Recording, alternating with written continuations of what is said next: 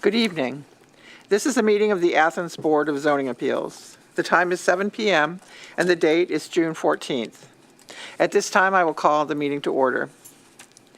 The board consists of 5 members and 2 alternates, with the alternates taking full part in discussion and becoming a voting member in the absence of a member or when a member abstains for conflict of interest. Present tonight are members Robert DeLocke, Joe Kraus, Kelly Sauber, and Kay Towsley, and alternate Aaron Thomas. I am Lisa Carson, the chair. Also present is zoning administrator, Mr. David Riggs. At this time, I invite you to view a pre-recorded video on the rules and procedures of the board. The Athens Board of Zoning Appeals operates according to the following procedure. No sound. The chair will name and describe the case.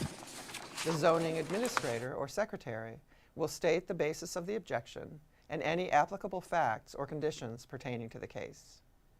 The appellant or their representative will give reason why the appeal should be viewed favorably. Anyone wishing to speak in favor of the request will be heard. Anyone wishing to speak in general comment will be heard. Anyone wishing to speak in opposition will be heard. If necessary, the appellant or their representative will offer concluding, summary, or rebuttal remarks.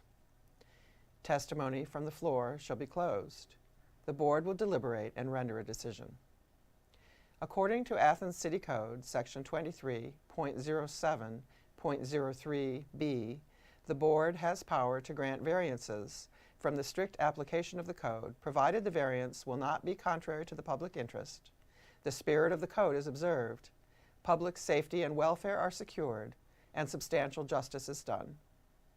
According to Athens City Code, Section 23.07.10c, variances from the code shall not be granted unless the board makes specific findings of fact, based directly on the particular evidence presented to it, that the standards and conditions imposed in this title, if applicable, have been met by the applicant.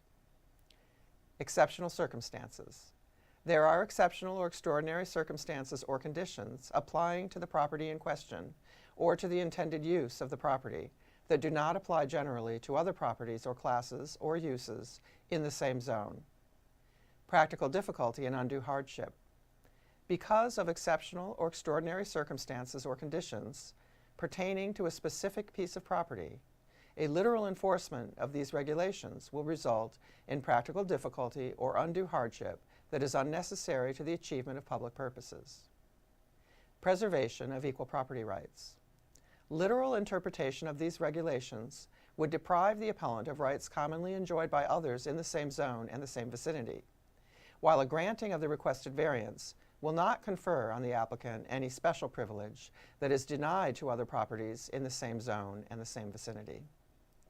Minimum variance. The variance granted is the minimum variance required to make possible the reasonable use of the property.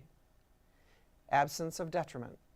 The authorizing of such variance will not be of substantial detriment to adjacent property and will not materially impair the purpose of the zoning code or the public interest. Not of a general nature. The condition or situation of the specific piece of property or the intended use of said property for which variance is sought, one or the other, or in combination, is not of so general or recurrent a nature as to make reasonably practicable the formulation of a general regulation for such condition or situation. Any person, resident, or officer, department, or appointed body of the City of Athens, aggrieved by a decision of the board, may petition the Athens County Court of Common Pleas concerning the illegality of the decision. Such petition must be filed within 30 days after the mailing of the decision of the board to the applicant. Thank you. Tonight, one is 13 Grand Park Boulevard and the other is at 4 West Stimson Avenue.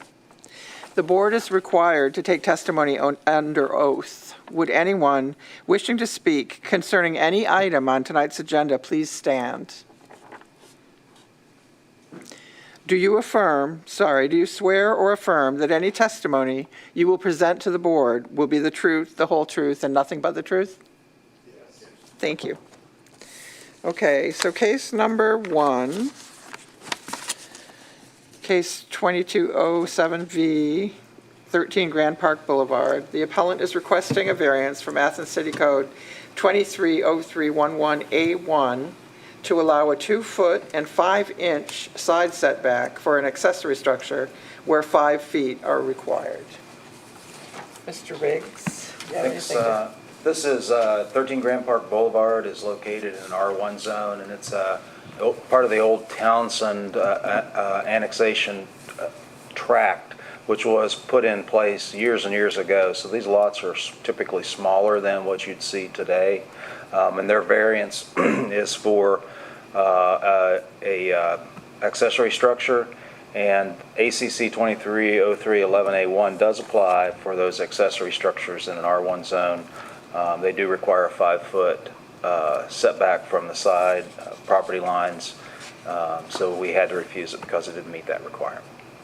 Thank you. Does anyone have a question for Mr. Riggs? Not present. Okay, the appellant may come to the podium. Please state your name and address. Aaron Burke, and my address is 47 Charles Street, Athens, Ohio. Okay. Is there anything you want to tell us? Sure. I'd like to just take a couple moments, and Yeah. I'm also happy to answer any questions you might have as well. The reason I've come before you, and thank you for your time, related to this variance is as you could see in the file, the lot currently has a driveway that's 10 feet wide that aligns with the curb cut. And to have a garage on the property, I'm hoping to put the structure in alignment with the driveway and the alignment with the curb cut, which is consistent with most other homes in the neighborhood that have a curb cut and a driveway and a garage at the end of that driveway. It's also not uncommon, even on my lot, the neighboring garages in the rear are anywhere from 2.5 feet to 36 inches within the property line. And I have spoken to several of the neighbors, including Mr. Guang, who is next door, and he supports having the garage. The Torreses on the other side also mentioned they wondered why there was never a garage there before, and they're glad to see somebody is putting a garage in. So when I look at the property, I would like to improve the property with the accessory structure, but I'd also like to keep the aesthetic for that lot as well as be consistent with others in the neighborhood. It also minimizes the need for any further impervious surface, that sort of thing, beyond the roof of the structure itself. Pretty clear. Any questions? Guess not. Okay. I guess I have one question, maybe it's not so pertinent. Is you're residing on another street, another property in the neighborhood. Are you intending to occupy this or rent this? No, it's my parents' house. Oh, okay. My wife and I own it. Not to pry too much, but okay. No, it's fine. They're there. You can go meet them. They're nice. No. Okay. Well, you're looking at this as a garage, and I apologize. 10 feet by 20 is pretty small for a garage. Yeah, all that we need, my mom has a very small little car, and we need room for that, and a lawnmower and a couple other yard items, so just. So it's, and you're not attaching it to the structure at all? No. So it's completely separate, so you can walk between the two corners of the structures? Yeah. Is what your plans are? And that's part of the reason I want a little bit of space there as well. Gotcha. It's kind of the average size of the garage. I live in that area, and that's like most of the houses, that's the average size of the. Man, how do you open your doors? Your car, I mean, that's tight. Yeah, but it's the smaller lots in the city, so. Right. Yeah. That whole area.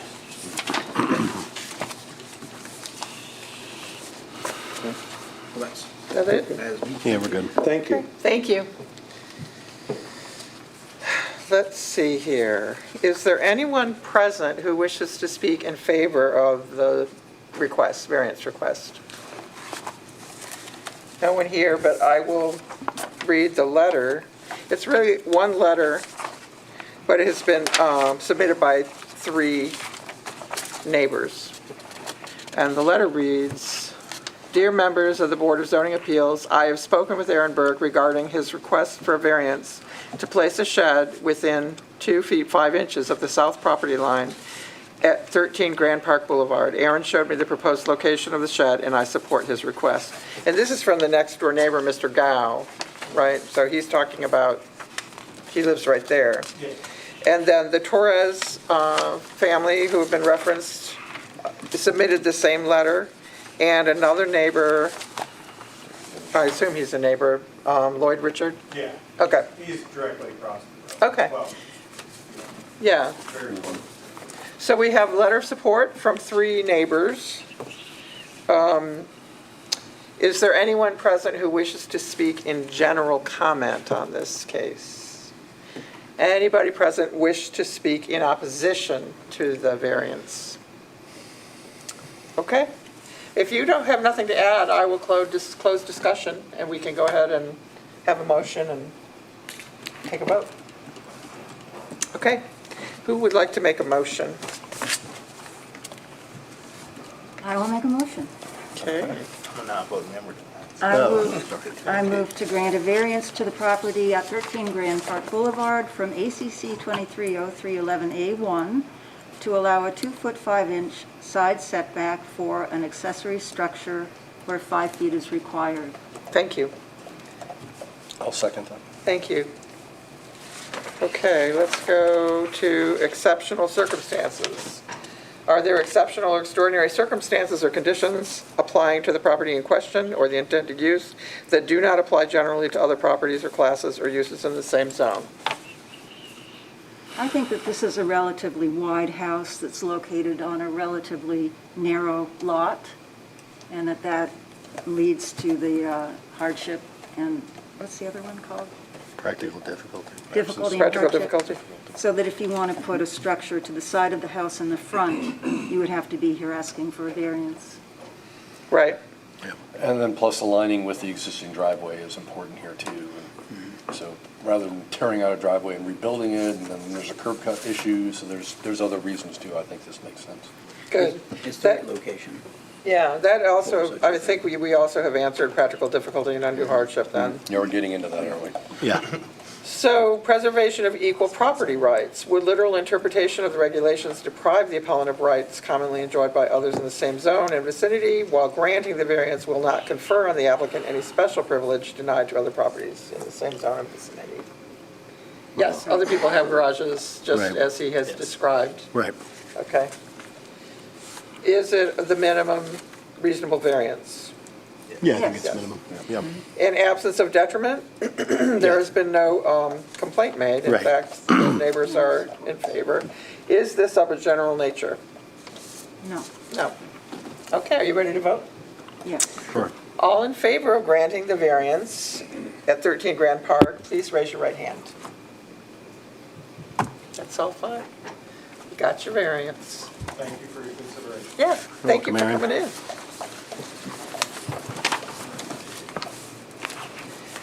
So the next case is for the property located at 4 West Stimson Avenue. The appellant requests a variance from Athens City Code 230407A3 to allow an eating and drinking establishment 25 feet from an R1 zone where a distance of 200 feet from an R1 zone is required. Mr. Riggs, you got anything? So yeah, this is located in a B3 zone. It is a proposed butcher shop and restaurant, and would be typically normally allowed for and intended for local businesses, but there is a restriction here that they need to be 200 feet away from any residential zone. And I think they're actually just 50 feet away. I have a question, and maybe this will be addressed later, but does this really qualify as an eating and drinking establishment? Good question. Yeah, this is one of my favorite subjects, as you guys know. Right. As a bistro, which is one of the things they said they wanted to be was, so if they were just simply doing a butchery, I would want to go in the first place, but that would be a local business and would be allowed in this zone. But because they also want to do kind of a bistro as well, we would consider that an eating and drinking establishment. And my other question is, the way the variance request reads, is it 25 feet from an R1 zone, or you had mentioned 50 feet? Did I misspeak? I might have misspoken. 25 on the paperwork. 25 feet, yeah, I thought it was 50. It's 25 feet from an R1 zone where a distance of 200 feet is required by our code. Okay, so you're saying 25, and I think Pete Kotsis is saying 50. Is there, maybe we can figure out why that's different? So we have to measure this from the building to the nearest property line that's a residential zone. I think that's why we have it set as 25 feet. From the building to the nearest property? Yes. Okay. Yeah, so the code reads, provided that the principal building shall be at least 200 feet from any R1 zone. So that's how we interpret that we measure from the building to the nearest zone, our residential zone, R1 or R2 zone. So is the home next to it, is that considered a B3, the actual house is there? I think it shows up in One of your, those used to be a rental. that's a, It's all, everything's all right. So we're looking at behind the location, that's correct. down on Stimson, okay. Yes, that's correct. I was trying to figure out where the measures, where it's going forward, back, side. So it's the back property line Back of property of line. Morris Avenue, Yes. basically. Yeah.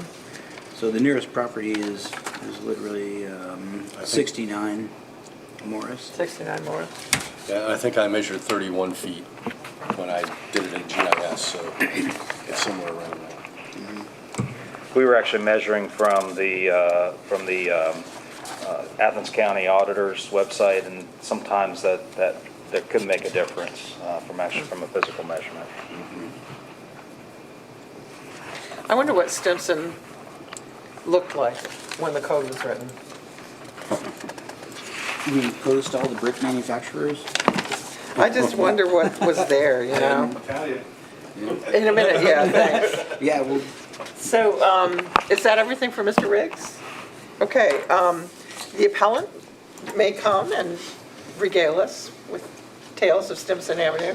Please give me your name and mailing address. Kelby Costable. I'm at 7755 Williams Road, Athens. Thank you. I also have with me my partner on this project, Todd Thompson, and then the property owner, Pete Costas, which you guys know Peter, I'm sure. So tell us about your business. yeah, so we've been for 3 years now looking for the proper place. As much as we hate for Peter's business to go out, because we love that so much, it actually works out really well for us, being the type of facility it is and the minimal amount of work that we have to do to it to get it to where we want to. Before we go any further, though, I wanted to comment on Mr. Riggs's team at the zoning community, or the zoning, I guess you call it. Code office. Office, Yeah. yeah. Fantastic. It's so easy, and first time I've ever gone through something like this, so they were extremely helpful. Obviously, they did a lot of work to find me information about what was going on, and I just want to let you know I appreciate that very much. It's nice to have an agency to feel comfortable around, so. That'll have no influence on this, sir. Just kidding. Just kidding. It may not always be that way, but it was for me, and I appreciate it. So. We agree with your assessment of Mr. Riggs. So 3 years we've been trying to find property. Currently, my parents own Pleasant Hill Vineyard and Winery on Pleasant Hill Road. And we were looking to try to create more of a destination type of thing like that. The more we looked at it, the more we wanted to be within the confines of Athens proper, right? And really service the community.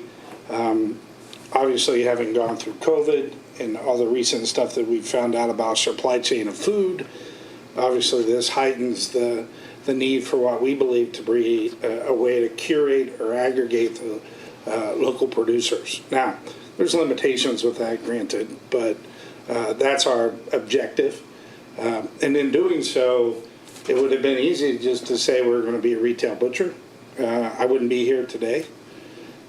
But we are preparing some food for consumption either on the property or to take home. Example, everybody's gone to Kroger and got the rotisserie chickens, right? Doing something of that nature. Maybe not necessarily the rotisserie chicken in its current form that we get at Siemens or Kroger or wherever else, but by doing that, we had to prepare the food. That's why we're here with more of the restaurant status. The current designation of that building is trade or retail, and the variance reads anything that you're going into from a restaurant perspective needs to be 200 feet. So that's why we're here. And we're hoping that we can get the variance so that we can get operational here within the next 3 or 4 months. A lot of that still holds. I still got to go to the state and go through several things with the state around occupancy, and then there's a whole laundry list of things I've got to go through yet, but this is the first step to that. We did a little bit of research with the help of Mr. Riggs's gang, with the exception which Peter pointed out to me was maybe recent with the barbecue place, Kaiser's, at the old VFW building. There has been no other situation where we've had to go through this kind of a process for a variance given R1 status and a B3.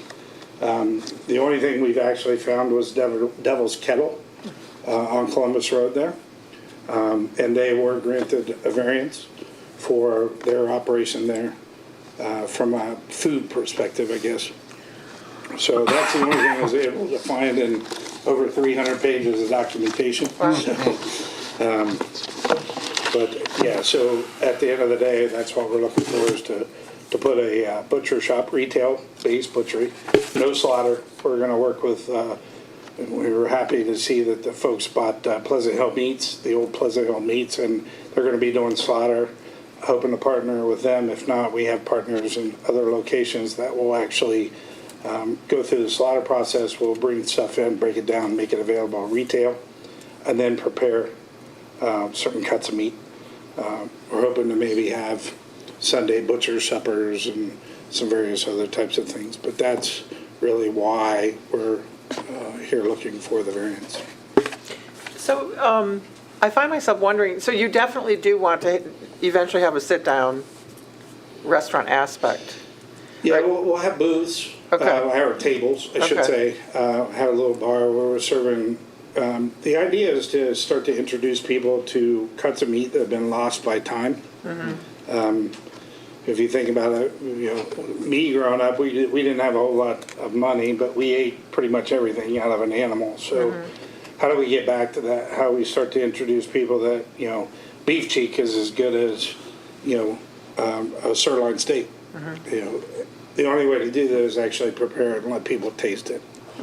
So that's kind of the concept behind the bistro aspect of it. We also, as a retail butcher, you have a lot of stuff that doesn't get sold.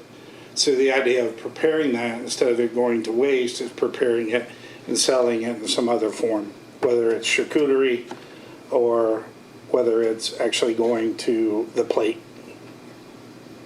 Is it going to be outdoor seating at all, or just all indoor? Is it gonna be any outdoor seating, any patio seating, or any plans for that, or? We're so new in the process, Right. there is some Space places there to have outdoor seating. I don't know if we'll have that or not. I mean, that's a long pool for us. Right now, it's trying to raise the funding to just be able to get the processing in place. So you do plan on having a liquor permit as well? Eventually, we hope to, all local beer and wine. We're not looking at running a pub, right? Our hours of operation, at most, we'd be done by 9 o'clock. I mean, that's our plan, because quite frankly, I've run Court Street, and I've had that run, and I don't want that kind of crowd. I want people to come in, have a drink, have a bite of food maybe in the evening, and buy a couple steaks and go home, and we'll shut down a reasonable amount of time. Not too dissimilar to what Pleasant Hill Winery's doing from their hours of operation. Okay. Other questions? You'll be able to use all that parking space that Peter had with the Athens Bike Shop? Is that going to be your parking? Yeah, I mean, that, and we're actually, Peter's been fantastic to work with as a property owner. Maybe acquiring other parking across the street, either street, right? To acquire more parking, depending on the nature of how well the business goes, whether we'll need more parking for longer periods of time. If so, then we'll go to, more leasing agreements, if you will, to lease designated parking spots. But Good has a parking spot or parking lot on one side. Garrick has a parking spot or lot on the other side. So our hope is to work with them. I know Peter has actually talked with Good, and that possibility is there. It's just when will we have to exercise that? Right. How many spaces are on site? I don't know exactly. Oh, boy, I think it's 6. Technically, it's 6 for the business. And I was able to get a If you're very, speaking, sir, shouldn't you say your name and address? Mr. Katsas? You know the rules. wearing the BZA. You know the rules, Peter. Good to see everyone. Peter Katsas, 1 Bryan Road, and I am the property owner of 4 West Stimson Avenue. When we opened the business, because I think we were about 1,800 square feet, so you're supposed to have 1 space for every 200 square feet of retail space. We were able to work down a little bit of that because some of the area was not accessed by the public. Eventually, we did go for a variance, and I think there's 6 spaces. I was going to say, I thought I remember you having 6. Yeah, so I think it's 6 spaces. There are more spaces there, but technically those are for the bedrooms in the 2 houses that are zone B3. Right. So, If I could point out, we have recently changed, as you know, we've recently changed our parking requirements. And so what was required when Mr. Costas had his business is now could be reduced significantly. So we expect that the property owner or the business will find what they need for parking, and it's probably going to be more than what's required by city code. That's good. I'll say that I will be walking to your establishment. I live 2 blocks away, so I won't be needing a vehicle to get there, other than maybe a bicycle. Yeah, that's the beauty of it, and as you can see in the application that was submitted, I have limited amounts of time given my travel schedule with work and that kind of stuff currently, but I was able to talk to the property owners that are directly impacted by that particular property or where the building is, Peter's place. And everybody I talked to was excited about it. And what I found extremely interesting was 2 of those people were vegan. And they were in favor of it, right? The one lady was trying to talk me into having a little bit of vegan stuff for her and her Impossible family. burgers. Yeah. So I told her I work with her on that one because she is a neighbor. That's nice. Any other questions for Mr. Costello? Okay, you can take your seat, and I'll call you back up if anything else comes up. All right. Thank you. General comment or whatever. Thank you. Does anyone present wish to speak in support of the variance request? At this time, I will mention that the appellant submitted a list of people who are neighboring. I guess they're all on Morris Avenue, or almost all on Morris Avenue. It says, this document serves as collection of neighbors in the R1 zone within 200 feet of 4 West Dempsey Avenue who are in favor of granting the variance for nose to tail business to operate in this location. And there are 7 signatories, most of them on Morris Avenue and one on Meadow Lane. I don't need to say their names, do I? Or do I need to say their names? You might. I might. Does she have to? Okay. All right, so Jenny Klein, 71 Morris Avenue. Patricia Stokes, 67 Morris Avenue. Jeff Marks, 63 Morris Avenue. Robert Stewart, 66 Morris Avenue. John Losey, or Lowe's, 9 Meadow Lane. That boy? I got no idea. Seems to be at 80. I cannot, oh. It looks like, well, I can't see the name really, but I think it says 80 Morris Avenue. Yeah. And Mark Burns, 95 Morris Avenue. Okay, so those are in favor. Is anyone present who would like to speak in general comment? Or Peter, were you trying to? Yeah, I did. I'm sorry. Want to speak in favor? Yeah. Yeah. Yes. And I just wanted to, express my support for this project. It's been great to work with someone that has been doing the due diligence, and this isn't his first rodeo, so it's nice to have that type of. Oh, there's going to be a rodeo there? And so, so basically, as I was thinking about this, I do want, and I know this isn't necessarily a conversation, probably, I'm also thinking about administration and council, but, thinking about this type of ordinance that's on the books, I just don't know if this really helps encourage business. During this process of attempting to rent this property, a lot of offices have inquired. Actually, a couple churches have inquired, but really no businesses. And I like to see services in our business zone. When I first started engaging with Stimson Avenue back in the 90s, we had a full-blown grocery store, we had a hardware store, everything was there. I understand the nature of business and retail is constantly changing. And so I also wonder if this shouldn't be looked at again. But that's a conversation with council and administration. So yeah, that's my 2 cents. Yeah, your point is well taken. So That's why I was wondering what Simpson looked like back when the code was, passed. Things have changed quite a lot. Does anybody know when this ordinance came into effect or when it was? We did some research on this from a previous project, and we think that it may have been in the 80s. It was changed several times, and the wording, the last time it was changed, which I believe was in the 80s, made it a little less clear on what was actually allowed in that zone. So there is a need to review that code, see if we can't clean it up a little bit. Okay, and maybe you can answer this question too. I mean, my assumption then, thinking about, the B zones, which are all pretty thin and narrow, there's probably only a few spots where restaurants can really go into without having to go through this process. Is that kind of correct? That is correct, yes. Okay. Yeah. All right, perfect. Thank you. Thank you, Pete. Okay, does anybody present wish to speak in general comment?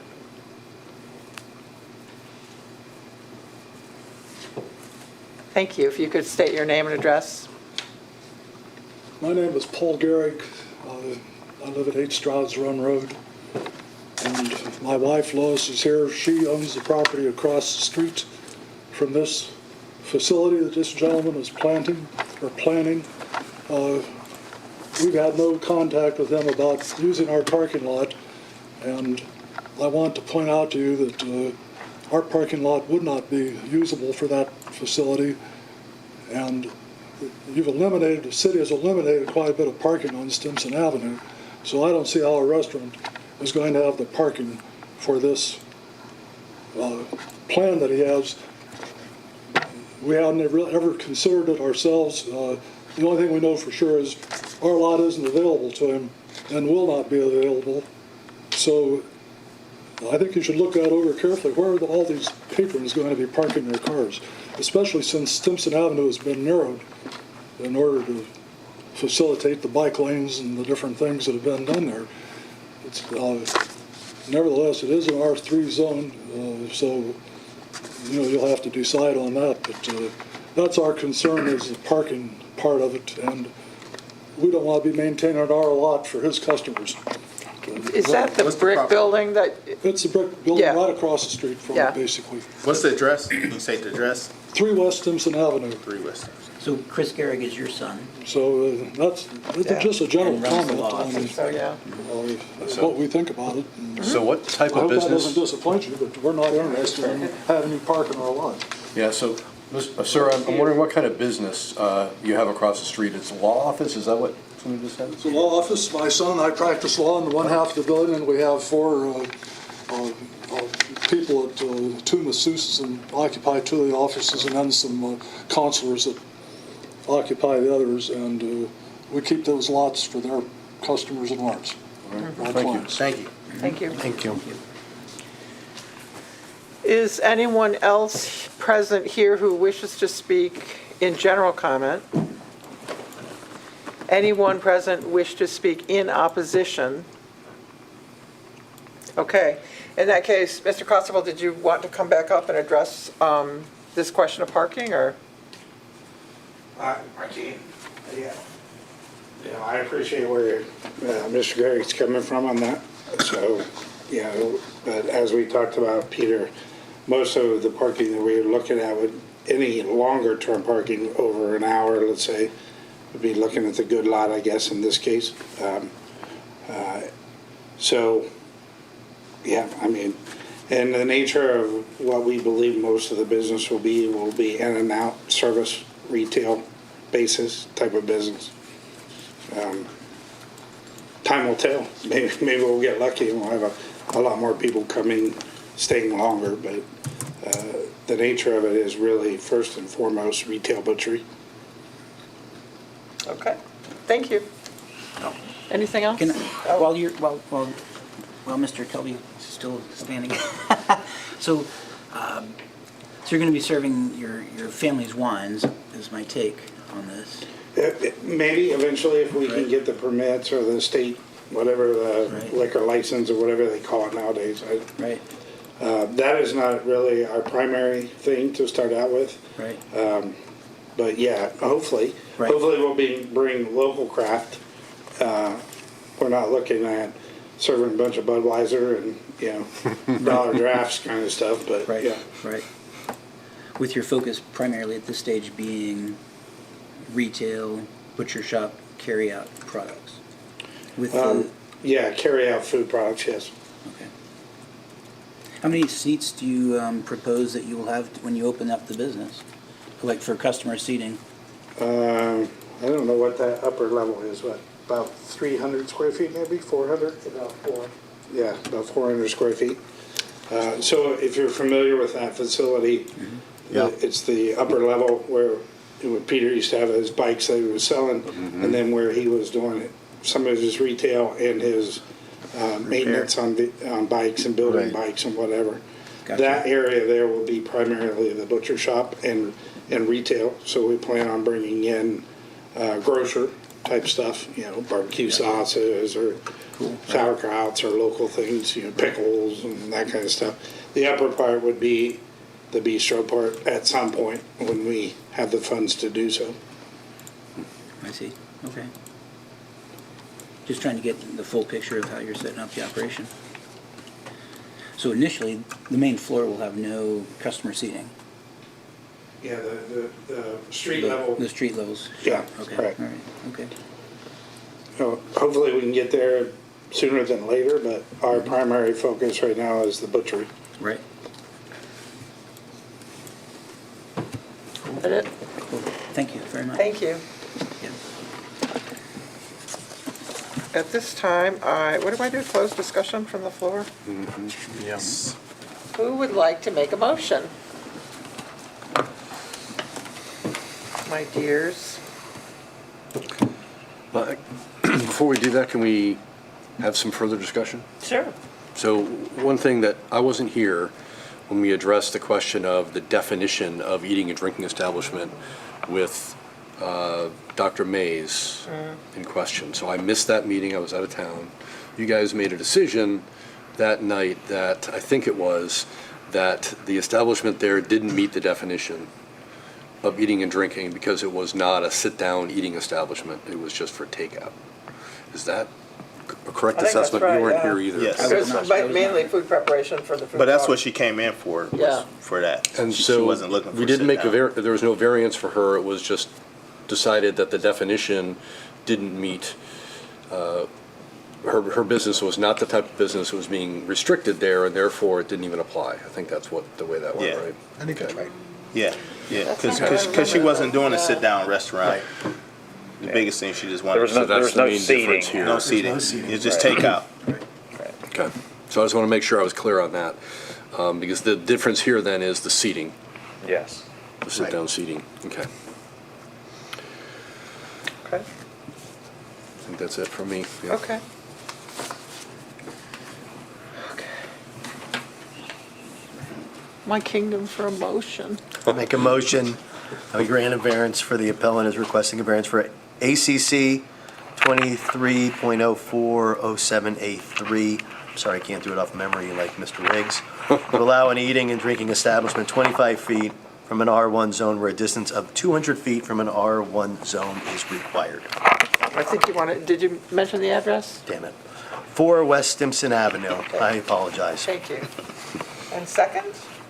Kelly, come on. I will second. Thank you. All right, let's go to the findings. I can find the findings.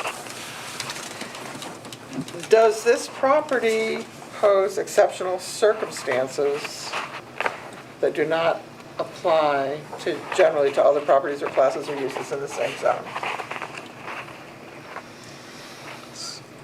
Just for discussion, and Dave might have the answer to this, how far is Kentucky Fried Chicken's location from Rob. the R1 zone? I was just measuring some of that. It's Were you- about 60 feet, I think, Okay. 50 or 60 feet, depending where you measure from the building. That was my question too. The other question is Sonic, which is across the street even, Yeah. but closer to the R1 zone, it's just across the street from there, is about 80 feet. So both of those businesses that are nearby, that are definitely eating and drinking establishments. With drive-throughs. And both of them had drive-throughs even, yes. Right. Now KFC has a gate there too, so but I don't think Sonic has a gate dividing it from that Oh. side. But KFC has a gate in their On the back of the property. Yeah. separated from the actual residential. Yeah, so they're both Does the within gate 200 make a feet. difference for that? Well, I mean, it's Yeah. probably come down to the consideration of neighbors. Right, right. Well, they have a wonderful tree line, and it looks like Yeah. spruce trees, if you ask me, just driving by, but nonetheless. A little thicker than A8. Oh, okay, yeah. Practical difficulty and undue hardship?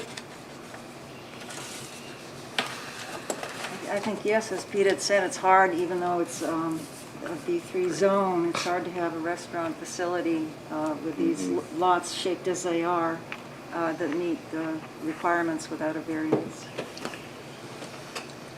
And it is one of the 5 major spokes out of the city of Athens. Stimson. I mean, Yeah. just for the record. I mean, it's one of the main arteries. And that was the We're going- plan for that road with all the. Sure. That's It would supposed to make be the sense to new me that- entrance to Correct. town now. That's my take on it as well. Well, walkable business is a good thing. I don't know that's not really our consideration, but it does seem that people have wanted to see more development along that corridor, and does seem to be a challenge to do that for a lot of people. Preservation of equal property rights. We were just discussing that, so yeah, there's other restaurants that are almost as close, certainly within 200 feet, and they might have been there long enough to have not gotten a variance. I'm not sure that, maybe not though. Maybe they had to get variances too. That's probably a while ago though. So we think that and I don't know this for sure, this is just my speculation, that this code was changed originally because the KFC went in really? with the drive-through, yeah. Since they tried to change that because there was, at that time, a lot of opposition for that business going in. Because Rack's been there for, well, it used to be Rack's. We used to be was turned Rack's, to that has been Sonic's. grandfathered in. Yeah.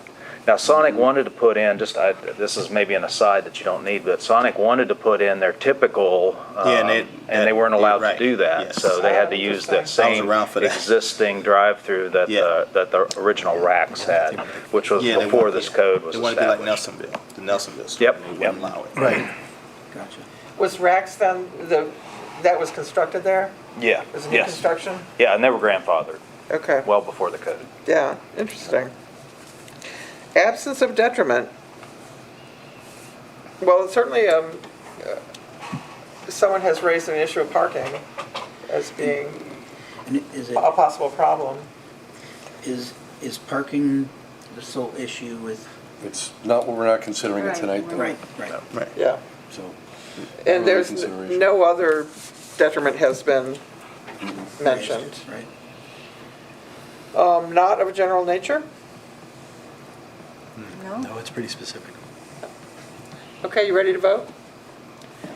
All in favor of granting the variance at 4 West Dempsey Avenue, please raise your right hand. Got your variance.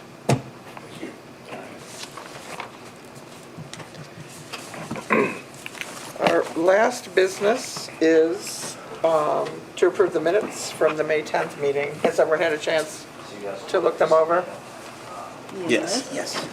I didn't see any problems. No. Aaron didn't see No. any problems. I wasn't here, so I can't vote. Okay, I didn't see any problem. okay. Do we have to have let's just vote to approve the minutes? Better vote through the minutes. Okay, we approve the minutes, okay. The meeting is now adjourned. Thank you.